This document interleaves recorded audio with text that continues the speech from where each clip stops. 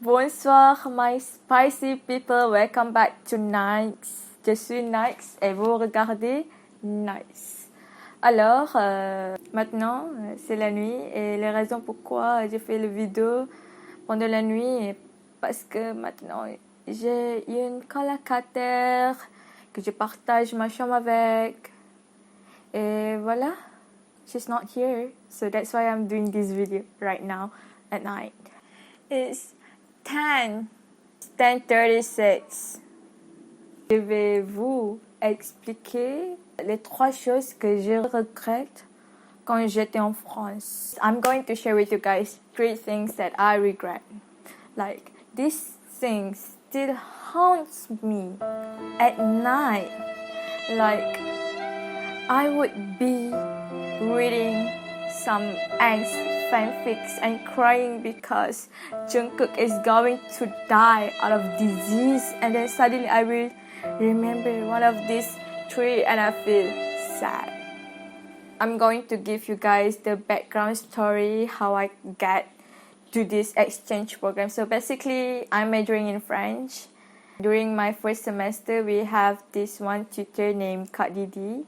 She shared with us her experiences going on student exchange program in France, more specifically La Rochelle, and that just inspired me because I really love traveling and I'm excited to know new people and practice my French.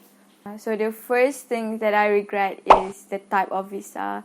So I got this visa, which is long séjour temporaire, and that visa is basically the very basic visa that enables me to stay in France for more than 4 months. I didn't really realize the significance of types of visa until I know that I didn't eligible for the CAF.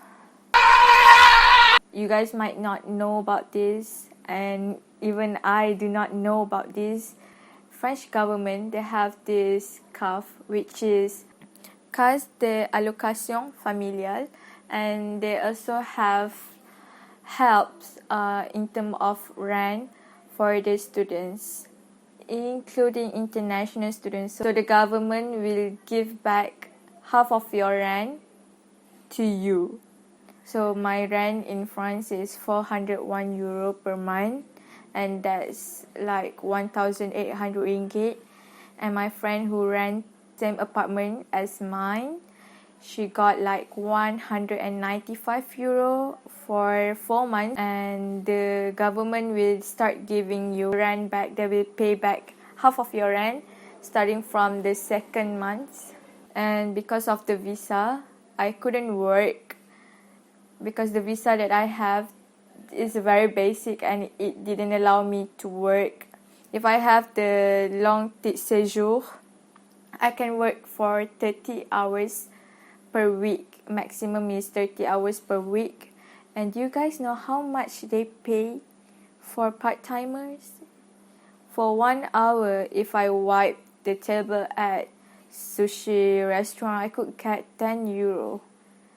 And in Malaysia, you will get at most K-fry 10 ringgit, which is like what, 2 euro?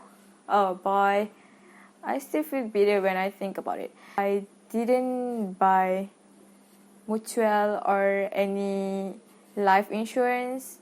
Basically, in France, you really need to get health insurance and mutual as well because everything is expensive, especially if you don't have insurance to back you up because they don't have subsidy like we have in Malaysia. The second is I regret not vlogging much. I only post videos of me making Maggi, videos of me making tom yum, videos of me talking about things that you should bring to exchange student program, which is very long and very boring, and what the heck I'm wearing in that video. Me talking about my experiences, my first 4 impressions of France, and then videos of me going to Ildex, video of me going to Epic High in Paris. Basically, they're not the kind of videos that I plan to do, I actually plan to do like, a week in my exchange student life, a week of me eating baguette, a week of me eating pain au chocolat, how to get halal food or things like that. I didn't do it. Sadly, and I didn't do, like mundane vlog showing how I got to my university, showing all the roads that I take, the beautiful scenery that I see along the way, all those small things, the bus, how I interact with the shopper, merci, bonjour, bonsoir, how I do my laundry. My typical mundane life, I didn't record that, and that's because I was struggling with my hijab back then, and I was so scared to record myself because right after the Christchurch attack, I stopped wearing hijab in France because I was scared with all those bombings and mass shootings. I was always alone, and I was scared about my safety, and to be honest, there are a lot of differences, kind of treatment that they give me when I wore hijab and when I didn't wear hijab. When I say that I didn't wear hijab, I tried to cover my hair as much as I can. I wear cap, I wear bucket hat, and sometimes I just wear hoodie, things like that.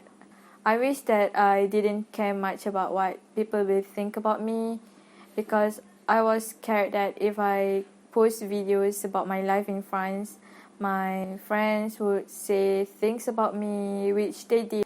I found out that they really talk about me, and then I was scared that my teacher would say things about me. When I come back to Malaysia, my friend told me that actually my teacher did call them and ask them to advise me to wear Sharia compliant clothes, and it just made me feel like, oh, I tried hard not to show my life in France because I was afraid of people's judgment, but actually they just judge you no matter how hard you try to conceal yourself. I'm not saying that I'm hiding myself. I'm not. I never hide who I am.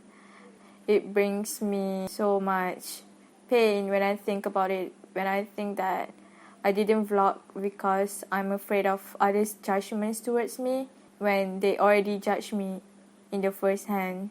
And that's just, you know what, I'm not gonna do it again. I'm just gonna do whatever I want, and I won't ever think about others. It's tiring. Okay, last but not least is the root of every problem that we have in this world, and if I have a lot of it, it can solve most of my problems, and it is tak lain dan tak bukan duit. Okay, financial problems.